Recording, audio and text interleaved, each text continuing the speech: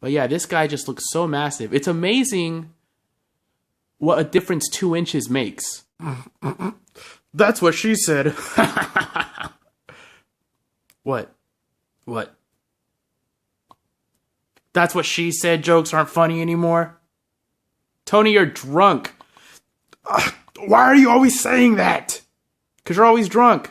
Well, that's a good point. Thank you. You're welcome. Got a call from one of my local GameStops today that my Giant Man was available for pickup. When I pre-ordered him, they had told me that he wasn't going to be available for another month or so, even though they had him there at the store. I guess it was some kind of mistake. So I was pretty surprised and excited that he was available today. The manager is actually pretty cool. I got to talking to him a few times now, and I guess he has over 450 pops.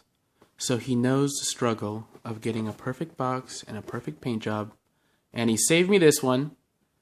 And I can't see flaws on it anywhere. I hope I don't mess it up trying to open it. Paint job looks pretty good too. So pretty cool dude, and I'm excited that I have my Giant Man in hand. Man, does this guy look awesome. He is so heavy. He's not so heavy, but relative to Pops, this guy seems like he weighs like what 2 or 3 or 4 Pops weigh. He's really, really solid, and his head is massive. I have also a 6-inch Thanos, and I really love the way the heads bobble on the 6-inch ones because they're so heavy. It's really awesome. This paint job on this guy is pretty flawless all around. I can't really find any mistakes. And I really like this sculpt and this design in general. The Ant-Man's really cool. I wish I would have read Ant-Man as a kid because from what I hear, the comic book is really great, really original, and almost psychedelic, which makes me really want to read it. So I'm going to look around for some trade paperbacks or something of some of the original Ant-Man comic books because it does sound cool, the way they have to change the art depending on his size.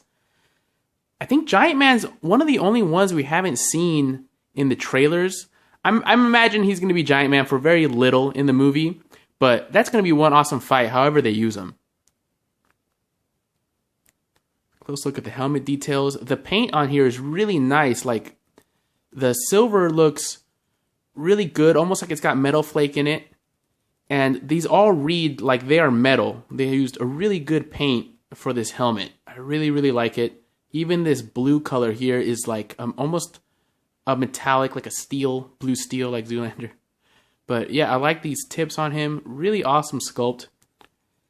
And on mine, maybe not all of them, but on mine, the head is perfectly straight, which sometimes I don't get right with the bobbles. So I'm really liking that. Yeah, he just looks awesome all over. And I like the way they did, the eyes in there, but they put this transparent lensing over his mask.